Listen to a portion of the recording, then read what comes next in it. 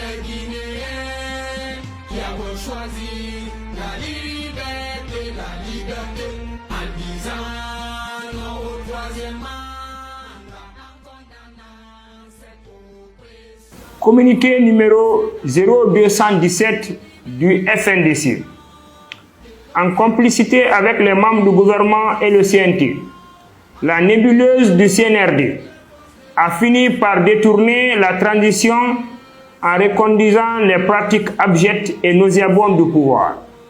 En s'instituant comme instance suprême de la transition, il aspire à l'écrasement total des contre-pouvoirs et à un contrôle sur les richesses nationales, prenant ainsi en otage l'avenir de tout un peuple. La possibilité qu'une dictature militaire, répressive et corrompue se pérennise au pouvoir est de plus en plus réelle en Guinée.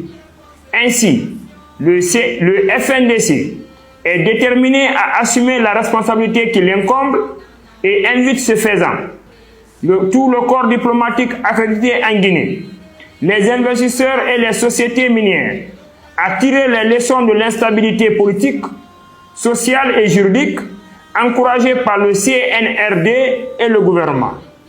Au nom de la responsabilité sociale qui incombe aux sociétés minières, le FNDC appelle à un moratoire sur tous les contrats miniers et toute forme de coopération économique qui implique le CNRD et son gouvernement.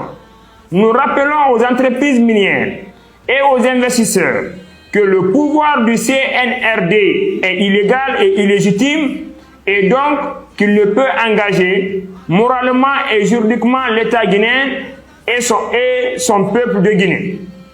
En vue de préserver nos intérêts mutuels, à moyen et à long terme, le FNDC invite les sociétés et les investisseurs à la vigilance et à un sens élevé de la responsabilité. Dans le cas contraire, les sociétés minières et les investisseurs nationaux et étrangers assumeront la responsabilité quant à une possible annulation de tous les contrats signés avec le CNRD et son gouvernement par les futures autorités légales et légitimes du pays.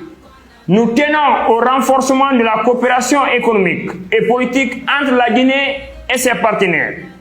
Toutefois, seul un cadre institutionnel légal et légitime peut assurer et garantir nos intérêts mutuels et permettre à la Guinée de déployer une diplomatie économique au service de sa population.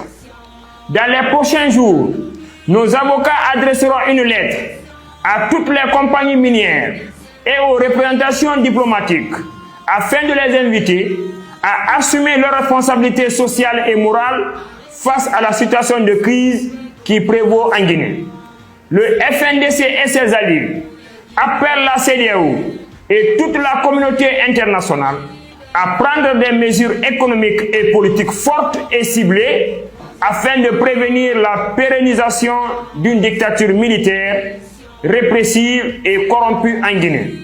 Ensemble, unis et solidaires, nous vaincrons. La coordination nationale du FNDC